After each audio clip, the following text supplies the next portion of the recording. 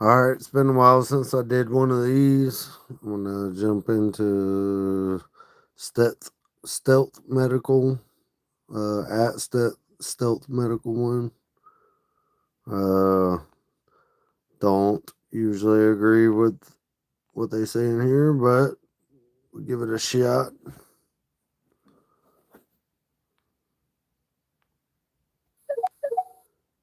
Country on the left that overlooks that kind of evil. That's a real tell at what they're willing to overlook by him. It has been his biggest problem, though. I will say it's hilarious. It's been his biggest, crack in the armor, so to speak. He's lost the most followers, the most subscriptions since then. But again, I think as soon as he'll lose followers and subscriptions, I notice it, he'll go on a newspaper again. He's in what's his name? The talk show he does. I mean, this guy is everywhere. And he calls it terrorism insurance. And he says, I want to do these things. So when your parents say, why are you listening to that Hassan Piker? You can point to the newspapers and the articles and show them, look, mom, they talk about him nicely. He literally says it. He says it. So he's very strategic. Well, it's not just, I mean, he's one problem, but really, if I'm looking at the big picture, if I zoom out, if Hassan Piker, if it's not Hassan Piker, it's going to be someone else. If it's not the someone else, it's going to be someone else. The problem is on the right, who do you have to counter this? And what are we doing to counter this? Where is the messaging? Why are we not flooding the zone? Because we're not. There's so much that we could be doing. You can't just have TPUSA out there doing some little college things. No. This has to be a mass persuasion campaign, because what the left is doing and what the youth in the left is doing, like all of the groups, the DSA, who, by the way, has an operating budget of like $6 million. I mean, it's just insane the amount of money that one organization has. This is how they can operate so freely and so well. I mean, this is why they have, people who don't have jobs, and their jobs are to do this. They can fund this. Well, we're not doing that on the right.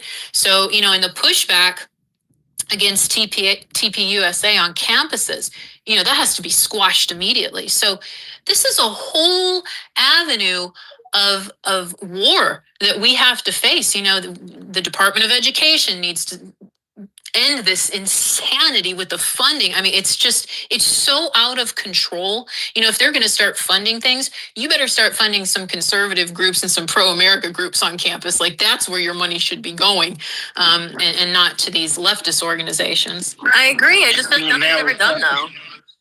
It's weird. Nothing is ever done. And I just feel like the right doesn't know how to organize the way the left does. And the left has a capture on like culture and the media that the right just can't, get around. Let me tell you, the left did not know how to organize. The Russians and the Chinese taught them. That's right. That's exactly what I was about to. And the Islamists and the Muslim Brotherhood. That wasn't something that was native to us, right? So. And they have money to pay it. Yes. No, it's not about money. No. They did the strategic training, right? Like these Cuban training camps, the universities, the People Forum. They have infrastructure there that's foreign training, right? Like Vince Rama's brigade and Mayor Bass and all that stuff. But they had money to send them there to get training. Yes, all the fraud. Well, not only that, but if you look at something like the People's Forum, they meet 3 times a week in Manhattan, and they pipe in training from overseas. Like, anybody can walk in there and sit and watch what they're doing. It's not like they're having these things in secret. They'll pipe in video from North Korea, from South Korea, from all over the world, and they will teach you training tools and kits of how to organize mass protest, all that stuff. But keep in mind too, and this is no excuse for the right, but keep in mind too, we're just now starting to fight back, barely starting to fight back. This is decades long. They have planted their roots in this country for, over 30 years. And we're just now beginning to, get our head out of our asses, so to speak. Well, actually, it's almost 100 years. Nellie, I asked Jeff Nyquist on my show last time I had him on, and this video is coming out. I did post this. I asked him when the communist influence started. He said shortly after the Bolshevik Revolution. So there were communists who were collaborating directly with Lenin.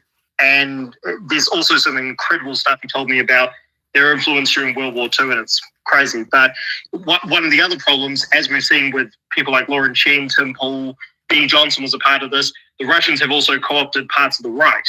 So that just again goes to how disjointed things are on the right. And one of the reasons, Hassan, to answer your question, Nelly, about why he gets propped up, it's because he's never had to work for anything. Like, everything he says is what 90% of the Young Turks also believe. They are just as communist and Marxist as him. They just try to hide it a little bit more. But yeah, and he's good looking and he works out. So, and I don't know if he's gay or if he's straight. So it works on both ends, right? You know, like he's able to work both ends. He meets with Mamdani, you know, like he's never going to run for office because of the things that he said. But again, he's a Turkish national. He's born in No, he was born in New York. He was born in New Jersey. For sure. Yeah, Yes, 100%. He grew up in Turkey, Because he did grow up in Turkey, He right? came back here for college. Yep. Yeah, but when you compare what he says to Cenk Uygur and 90% of everyone else in the Young Turks, and Anna Kasparian is just as bad. She's just because she's grown a but Hassan is more accelerationist. He doesn't have to mix and mingle and go, you know, no. Yeah, Cenk has been able to normalize, even more neutral sometimes. Cenk will be like, what's happened to Charlie is bad. He can like acknowledge things that happen that are wrong sometimes, you know. And Hassan's audience hates Cenk now. They think he's a Republican. But it's not because Cenk Uygur is actually any different than he used to be. Like during the peak of all of this wokeness, like the peak of BLM, the peak of feminism, the peak of any Marxist group you can think of, he was just as radical as his nephew is now. He's just toned it down a little bit, not because he's any different, but he's again just as left-wing and radical as his nephew. Like you said, his nephew is just. No, like Sal said, he's more of an acceleration. No, it's not the same. Cenk will say crazy things, but he doesn't like incite violence like that. Like it's just different. Yeah.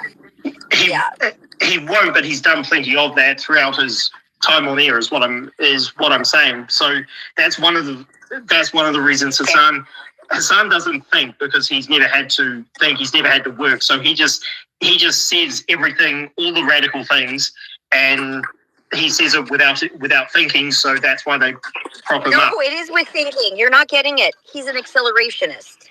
There's accelerationism that occurs for these, like, the world is going to end, and that whole Satanist 09A thing. There's accelerationism on the left that says for people to go start killing people. That's Muslim Brotherhood meets Maoism. That's it. It's very different. Cenk doesn't do that. I watch Cenk. He does not do that. If you care about Medicaid, you'll kill Rick Scott. Like, literally, that's what he said. You'll turn into Luigi Mangione. But also, Sal, what you said about Dugan, Jones, as far as I know, has been interviewing Dugan since 2017 or 16.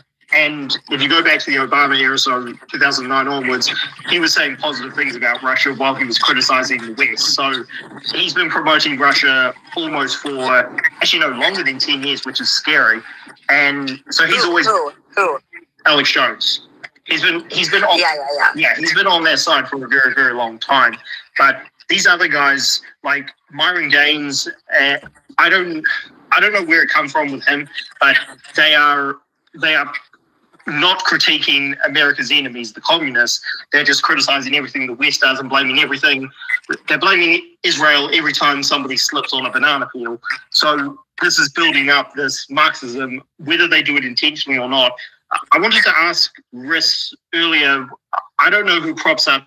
Who do you think is behind Ian Carroll? Because what these guys pretty much always do, and I talked to Jeff Nyquist about this, they basically take the David Icke approach where they say it's a global cult, it's communism, but they don't actually talk about the communists. They talk about the West and say everybody in the West, every leader, every activist is under their control, and it's a communist global style one world government. But they don't actually talk about the communists, which is a weird dynamic. Like Jackson Hinkle is very obviously a paid Russian agent. There's no question about that. But these other guys like Ian Carroll, Myron Gaines, I don't know who's behind them, but Riss, who do you think is I behind think it? I'm convinced. Like I said, I think Ian Carroll's either a CIA plan or some type of He's not CIA. some type of federal plan. Because again, He's not. He's not at all federal. Not at all. I don't know. There's a part of me that does think that. I know when he's not. I know when he's So not. then how does he have no information out? How is there not a single piece of information of him anywhere? Because he literally wiped his information. How though? And you can do that. It's very easy. Anyone can do it. But since the beginning, never ever. No, it's not from the beginning. We have a ton of his stuff. We have his OnlyFans. Yeah, that stuff. We have all his Reddit stuff. I have stuff from when he was in Guatemala and stuff like that too. We have, but no, we have old Instagram accounts for him. We have all those things. Everybody, that's all findable. You can't get things, but the NSA and the CIA and the FBI can grab anything they want on people. So you just think he just organically got 300,000 subscribers? No, that is not that. No, that has nothing to do with that. Getting bots and boosting your account has nothing to do with that. Well, it's like, But that's the basis of his credibility. There's a left-wing billionaire out of California that runs a whole agency that grabs talent and promotes them. So no, it isn't enough to be any. I know who the left-wing billionaires. I'm not going to discuss it publicly. Whether somebody's behind Ian Carroll or not, he got, like David Icke, he gets on these big shows, and I know David Icke has been on Rogan show. You guys are obsessed about like the smallest of people. The only people anybody should be focusing on, the only person right now is Tucker. You're underestimating these kids, Sal. You're underestimating them. I'm telling you. It's not about kids or not. Nobody. You go outside to a mall and ask anybody who the fuck Ian Carroll is. Nobody knows. They do. Nobody. Well, stealth. Yeah, and the Bugatti spoke earlier. The Bugatti. He's on our side. Take everything. Well, stealth. So comment on we got what's his name? What's his name? What's that guy? Nate or something like that. Andrew Tate. So Andrew Tate. Yeah, he swung to our side for a little bit. I mean, he still hates the Jews or whatever, but for a little bit, the Western Hemisphere, he's got our back on that one. No communists, he says. Well, Andrew Tate. Yeah. Andrew Tate, Andrew Tate is like Fuentes and Richard Spencer. They just change depending on which way the wind blows. They're not really. I don't think Andrew Tate. No, Andrew Tate has stayed pretty much the same course. He runs the manosphere stuff. That's his main lane. Well, Tate and Myron. I see Tate as the same as Myron Gates. I think they just grift off of this. No, absolutely different. One is gay and the other one is bisexual. Well, stealth, they're absolutely different. Stealth, they are close friends, so I do think it's absolutely different people. Well, okay, they're different, but what you're saying about Tucker, the thing about Tucker, like Candace Owens, I think she's just a dumb person, and she's been very fortunate to get some. No, it's about her husband. See, this is the problem. No. Well, hold on. That's exactly what I was going to say. You're not doing proper research. You're not doing proper stealth. research. I was about to say that. Again, it's not that she's dumb. She's highly intelligent. This is this is what I cannot stand. People do not understand. They want to put everybody in a box and a simple thing, and they think that this is the threat vector. These are not our threat vectors. Okay, our threat vectors are very, very different. And I keep trying to say it, but you're not listening. Over and over again, you're all obsessed with it's like. Personality over principles rather than the principles over personalities. It is a plug and play. The only person and that's why I read the article from Mike Duran in The Space, and I'm going to have to reread it because people clearly did not listen to it. When somebody controls the largest mouthpiece in terms of media, that is Tucker. Everything goes down from there, right? It's like a shoot. Now you see Dan Bongino coming out, and he's systematically going after people. He just went after Matt Gaetz brutally. And he's going to do the same. That's why he's out. He's going to open up back to his media campaign, and then you'll have a trickle effect. Whatever's going on Real American Voices is like bizarre stuff. Nobody wants to see an 80-year-old fat guy with 17 T-shirts underneath him at TPUSA, screaming about, cancer and Ben Shapiro. Everybody's like, does he have cancer? Kurt Mills, I tease him, salmon sperm injected in his face. They're bringing on Trita Parsi today on Bannon's Rule Room. What? Like the real infrastructure, the real heavies, okay, are those that are coming out of the major think tanks that are downstream funding the geopolitical implications of the country and making policy. Okay, the onesies and twosies that are able to recruit a lone wolf to do a terrorist attack, we're not going to be able to stop. What we can stop is the TikTok being able to directly target through cognitive domain warfare. These individual ones will get scooped up because they all make financial mistakes or they get in trouble in other areas. And think of all the Tokyo, whatever they're called, whatever was it, Tokyo Roses, or from back in the day or whatever. That's not our focus. Your obsession about these individual people who are making money right now, if they're not making money, if there wasn't a decentralized media and they weren't in the sphere, nobody would listen to them. Okay, David Icke's been around forever. He's humiliating himself, right? Like Dr. David Martin, there's like a whole group of them, right? They're all part of an influence structure of media for people that are always going to look for, the 4chan community, so to speak. That is not the bread and butter. These people don't even vote. Okay.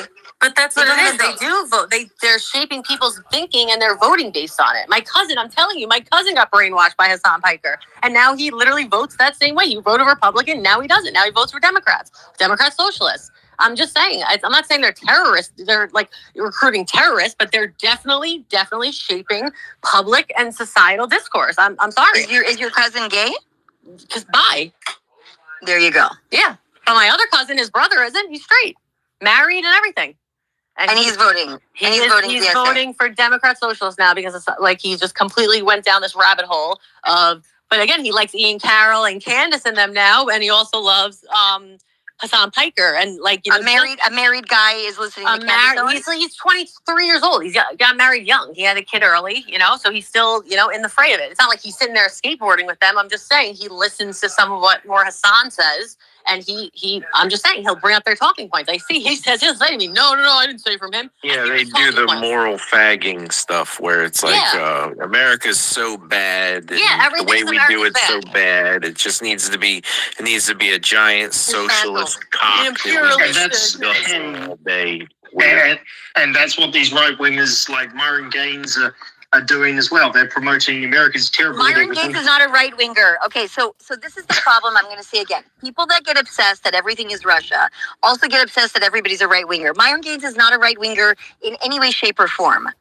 In any way, shape, or form. Never was. He's always been a lefty. Always. You can look at voting records. He's always been a lefty. He's a Sudanese Muslim refugee. He's always been a lefty. I know who he is. Okay, he doesn't even support Donald Trump. Go look at his voting record. He's voted conservative ever. No, but he says why? Well, it's the same as Owen Schroyer. They don't like the intervention. They don't like the Epstein files, the way Trump's handled it, and that kind of thing. That's just because they're obsessed with the Jews. You don't understand. The Jew thing is separate. You're not a right winger. These are not right wingers in any way, shape, or form. Not a single thing. Not a single thing about them is right wing. Nothing. They're not conservative. They're not Christian. They're not Jewish. They don't talk about getting married and having a family. Zero. Same with Andrew Tate. He's not conservative. The Manosphere was never a conservative movement. Well, no, Tate is just Tate's just a grifter. Tate's just a con man. I never said Tate was conservative. Okay, this conversation is low IQ, and I don't like low IQ conversations, so we're going to move on from here. Okay, Niz, what did you see the report come out of the Department of Education? Niz loves it, I'm sure. Okay, at some point you just have to call it. Like you have to elevate your. That's right. Take control. Yeah. You saw the report that came out about the financials, the new tracker that was put out from the Department of Education. That's why I reached out to you today. What are your thoughts on that? And that's not accounting for all the money I know, but what are your thoughts on the report? Yeah, that's right. Well, I think after I finished throwing up a few times, I was looking at one specific thing that was kind of interesting. And well, what's funny about the whole chart, and listen, this is transparent. They're trying to be transparent with this. They're showing how much is going into these institutions, how much, foreign gifts they're receiving and the funding. But they don't exactly say what happens after they're giving the money. Like that's not being talked about. But one of the interesting things is that a lot of people always talk about Georgetown University and Qatar, pumping all this money into them, but they're not the main college that Qatar funds. It's Cornell University. And Cornell University has received close to $3 billion from Qatar. And what's fascinating about that if I'm just going to speak to one of these colleges, is Cornell. You know, they were under a microscope from the Trump administration ever since October 7th. Their role in supporting anti-Semitism and the pro-Hamas movement on campus, it was just, you know, absolutely out of control. So they got targeted by the Trump administration, and they had to do all these reforms to get some funding back because they halted their funding. And they tried to. So they basically said that they would change out their DEI program at school. Well, they just put it under a different name. And then the Department of Education, about a month and a half ago, gave them back their funding. And not only that, they gave them $250 million instant access to that. So if you're looking at the foreign funding that's just coming into these schools, why the hell are we funding them? There's absolutely no reason that we should be giving them money, because the amount of foreign funding that's just being pumped into this one university, just Cornell, every year, just from Qatar, that doesn't even include other nations that are giving them money. That's enough funding that we don't even have to have federal funding. So it's one way that the Department of Education can look at this portal that they put out that everybody can access, where you can see how much foreign funding is coming into these institutions. And this is a way the Department of Education can say, oh, hey, wait a minute, you're getting all this funding for research or whatever department it's going to, or you're building a hospital or whatever they're giving the money for, whatever they say they're giving the money for. And you don't need as much funding as you're requesting now. This is one tool that the Department of Education finally has that they can try and control the funding to these colleges. But yeah, I mean, the amount of foreign money that's pouring in, absolutely ridiculous. And the Department of Education is doing absolutely nothing to try and stop it. Now, they can't entirely stop it. Like President Trump can't even write an executive order to stop it. But there are a lot of ways that they control how much they're allowed to bring. Yeah, there are a lot of ways that they can control how much a college is going to get. They can cap it, which would really make a dramatic difference. There's all these little tools that they can do to try and diminish this. So there's more money that's off the books that we're not aware of, is what I was trying to focus on. Is there any course correction? Like, does the administration understand that? And why is that not included in the dollar amounts? Everything. You know, you'd have to ask the Department of Education about that. But yeah, I mean, of course, there's always going to be foreign money that's coming in that they don't know about. I mean, you can have a student that, you know, from Saudi Arabia that has, you know, billionaire parents, and they'll come to a college like, say, I'll just pick one randomly, like Duke University. And they'll say, oh, you know, how much does your football team need? Do they need new equipment? Do they need to do this? Do they need that? And they'll have a meeting with the people at Duke University. And the next thing you know, Duke University has a few $1 million from that parent. So that's not recorded under foreign funding. We're talking about like governments giving them money. So that's a whole other avenue of money coming in that the American public is completely unaware of. Like nobody, if you pick a local college by your school, you have no clue who gave what foreign students' parents gave that school money. You would never know. So the government is also like, you know, not disclosing that.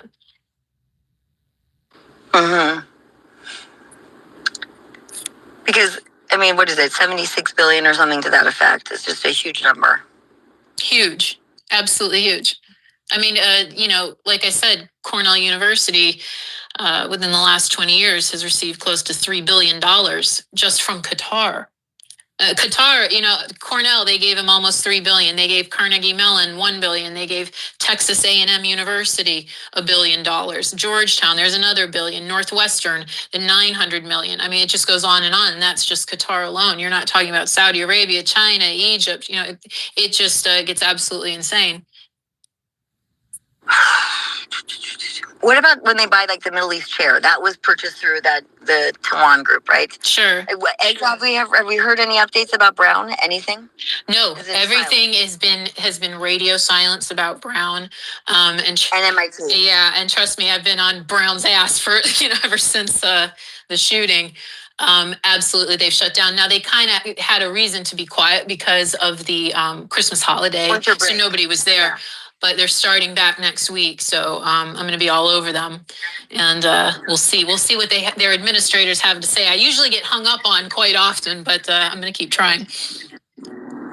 You know, between you and Stu, there's enough content to have a daily podcast or like a daily hour on a news station just of these different cast of characters and almost like comedic relief and like playing their audio of what they say and what they plan for us.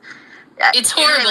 It's horrible, the amount of things that come out. Somebody just asked me today, like, I had posted just a few professors from Rutgers, and they said, oh my gosh, there's more than one professor there. I said, what are you talking about? I have a whole week's content of professors at Rutgers. Yeah, when you really start to look at the amount of professors in just one school, it's unbelievable. I mean, especially, what's interesting is after October 7th, there was a letter that was passed around in support of the pro-Palestinian movement, the Palestinian resistance. Basically, I'll just say they were pro-Hamas. There were over 6,000 professors that signed that letter.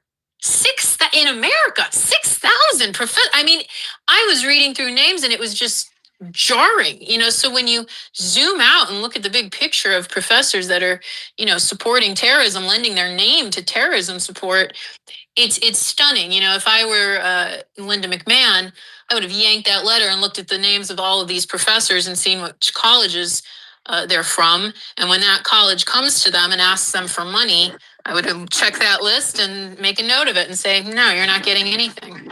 Until these people are fired. That's right. Because she has a lot of pull. I know it's it is very difficult to get rid of a professor and to fire a professor, as we all know. Like, it is almost damn near impossible. However, when you're talking about yanking the funding, yeah, those colleges aren't going to die on that professor's sword. They'll get rid of them. You'd wonder why they even care about the funding, because they're getting so much money anyways from others. Why even care about the funding? Well, it's a lot of greed, for one thing, and the professors are making just an insane amount. These professors that teach one class a week, 1.5 hour days, are making six figures, and that's no lie, they are, and they're getting paid all year for it. So, one of it is greed. Two of it is their goal is funding. That's it, because they want to keep their endowments growing. The more their endowments grow, when those administrators like the provosts or the president or the chancellors, when they retire, that's a golden parachute for them. So everybody's trying to get higher in that job because they know as soon as they retire, that money, that windfall just hits them. And it also gives them the opportunity that, if the professors want to take a year off on sabbatical, they can. They're getting paid for it. Very concerning. Yeah, it is. But I wonder if we're going to see pro-Iran protests on the streets as things get closer. It's interesting. I was thinking that today because I've been looking at all of the social media of the usual groups on college campuses who are now in support of Venezuela. That's what they're focusing on their time on. And I haven't seen too much about Iran yet, so we'll see. Because Israel's involved, they don't care much. Before we get too far from the funding, may I ask a quick question? I'm thinking about the sports programs and the way the money is more controlled in the universities, and it's a huge amount of money. And those donations are tracked very well at most universities, especially if they receive federal funding. Does that ring a bell? I'm not talking about sports, but I'm just asking, are you aware that that's a different thing? Are you aware of that? It is, yeah. But the funny thing is about the sports is, it's going towards the sports. Correct. So it's not like something that the colleges try and hide at all. They're proud of the funding of sports. They're proud if somebody donates, an entire athletic gymnasium. Like, that's something that the colleges can be proud of. Oh yeah, when your names on there and everything. That's right. A specific affiliation as an ex-student at Texas A&M University, multi-generation, and there's some big problems there. So it happens to be hitting close to home. I do and have made some inquiries about the Qatar influence. There's some super duper negative things that you may not think about. Two issues I want to make a point on. One is just flat out the way the sports and some of these other funding areas in the college are handled is quite different from just a regular student, and the way that money comes in. And I see that personally as at least an entry source into somehow regulating or extending that type of funding disclosure throughout the entire college, if it's a federally funded college. It's just an idea, something I would tell other people. We're here to create and hope to, come up with new stuff. And I can just see potential in that. My second point, does that make sense somehow? Absolutely. Okay, because they do 100% track funding for specific sections of the school, meaning sports and certain other things. Texas A&M, for instance, you got the Corps Cadets. It's the top producer of military officers in the United States, other than one of the biggies. Okay, like the main Army, Navy, like VMI or something like that. Correct. Number one has been for a very long time. There's some that are close nowadays, but at one time, that, like for instance, when my father was at that school, there was no women and everybody was in the military. It's that simple. I'm pretty old. I got there when it was still 5-1 guys to girls. So I can tell you right now, it hadn't been very long that they've been letting women even go to school there. That's irrelevant, but we do have this giant section that's Corps Cadets, which is also tracked really different than other top funding. So my point is that a lot of these schools, you have special circumstances for funding, whether it's research, sports, other types of things. And if regulation is going to be an answer to this, or even a suggested avenue to take to start to work in this situation, because it is extremely serious vector. The attacks that we're under are so multi-layered and so multi-vectored and so multi-front that all of them are important, but this is a huge one. This is a really, really big one for influence on young people. It is, and the Texas A&M, just to speak to what you're talking about, I'll just give everybody an example because I just happen to. All right, let's see what else is going on out there. That was who was that? Stealth Medical. This is live, y'all. This is live. Just checking shit out. Diligence gonna have a good space. I'm probably gonna do this one tomorrow. Let's jump in here, see what happens. Just ran a fresh scan across the web, news archives, public records, and recent posts as of January 2026. The most direct and recent hit, public records and reports confirm Eddie Farnsworth and David Farnsworth, the current state senator, are cousins, not brothers. They're from the same... I don't feel like hearing fucking AI slump. Oh, shit. We talking cash shit, says Patriot. Listen, what I meant. So what I meant by Maduro was kind of like Trump. Is that Maduro was the one that claimed the election was stolen back what was that, 2024? And Trump was the one that claimed the election was stolen back in 2020. So that was my correlation by saying, they both made the same claim, and the Supreme Court actually ruled in Maduro's favor. Oh, I think you misunderstood what I was saying. It was the people that were saying that the election was stolen, and Maduro, they sided with Maduro that it wasn't stolen. Okay, and okay, I did misunderstand. Okay, my bad. Go ahead. No worries. But yeah, this is all going to tie back to Clinton. It's going to tie back to some of the biggest people in power. So if you look at Epstein committed suicide on August 10th, 2019. That's the same day that Justin Trudeau died, or was born, not died, sorry, who starred in The Leftovers, which is all about the rapture. So a bunch of the population just randomly disappears with a snap, kind of like Thanos. And SNAP benefits were cut on November 1st. Get ready for the SNAP. Get ready for The Departed. It's the same day that Herbert Hoover was born. So prepare for the flood. So Epstein's list, prepare for the flood, prepare for them suicide weekend. They're going to depart, right? So get ready for suicide weekend. That's what we've been waiting for.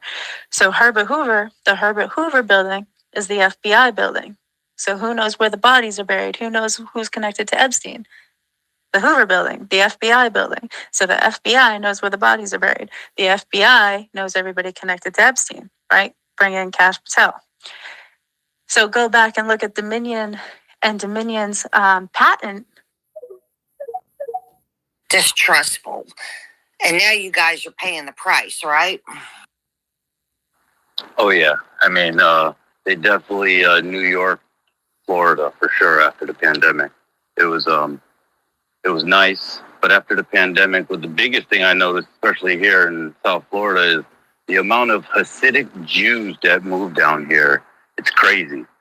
Like they literally are starting to have their own policing starting to pop up and that old type of shit. But meanwhile, us that have been here for a lot longer, our taxes are going up. The rents are going up. I pay $2,000 a month for a 1-bedroom. You know, yeah, crazy. You could blame that fat old piece of shit asshole Trump for that.